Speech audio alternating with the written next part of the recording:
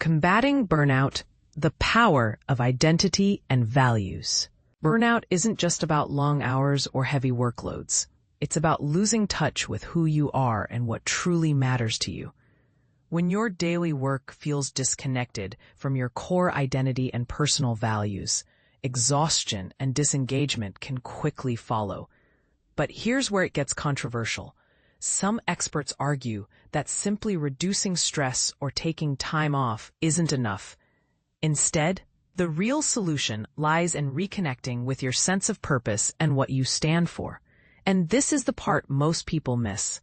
Organizations often focus on surface-level perks or quick fixes, but rarely address the deeper need for employees to feel aligned with their work.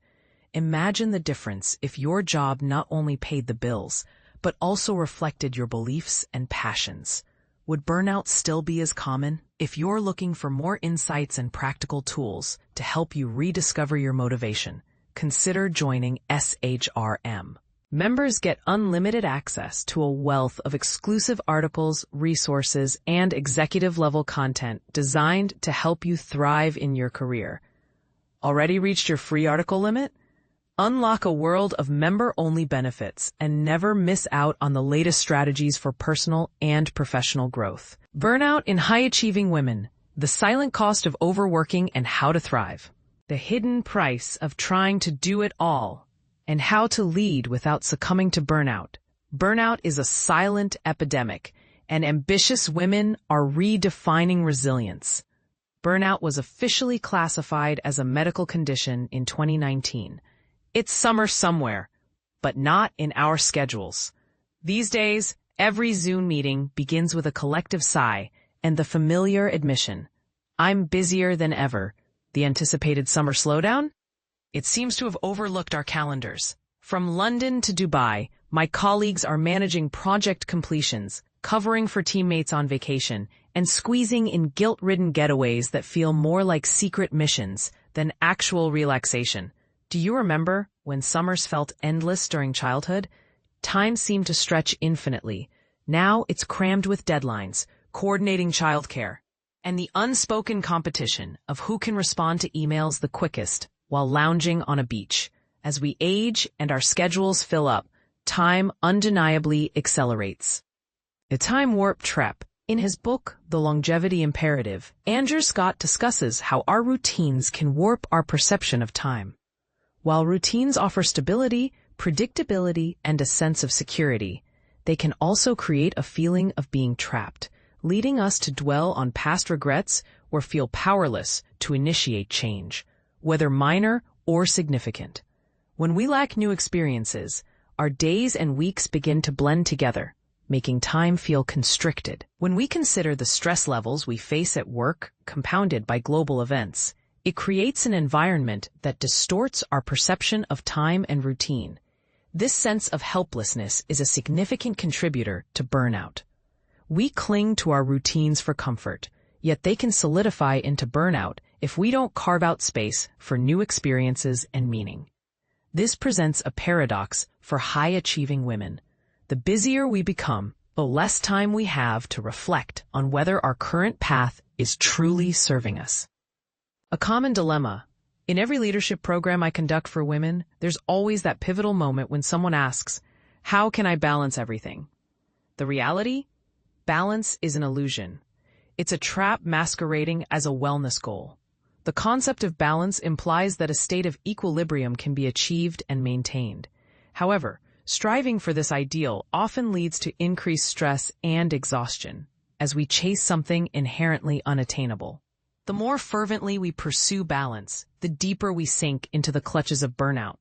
For women in high-pressure roles, time often feels scarce, filled with expectations, performance demands, and the challenge of managing childcare during long summer breaks. As time becomes a limited resource, burnout accelerates, creating an invisible burden on women. Dr. Tina Grigoriou, a chartered psychologist with 2 decades of experience working with senior executives, explains that burnout often goes unnoticed.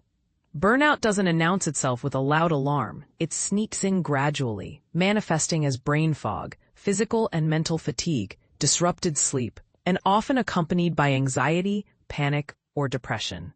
Individuals start to doubt their abilities. The more insecure they feel, the harder they strive, inadvertently digging themselves deeper into a pit. The pursuit of balance can lead to more stress and fatigue as we attempt to achieve the impossible. The pressure to do it all results in exhaustion disguised as excellence. Grigoriou elaborates on why we often overlook burnout. The causes of burnout differ from person to person. Some individuals are driven by relentless standards, never pausing to reflect on or celebrate their accomplishments. Each success is swiftly replaced by the next goal. Others are people pleasers, seeking external validation and needing praise from others to feel worthy. Still, others harbor a secret fear of being exposed as frauds, pushing themselves tirelessly to prove they are not as flawed as they perceive themselves to be.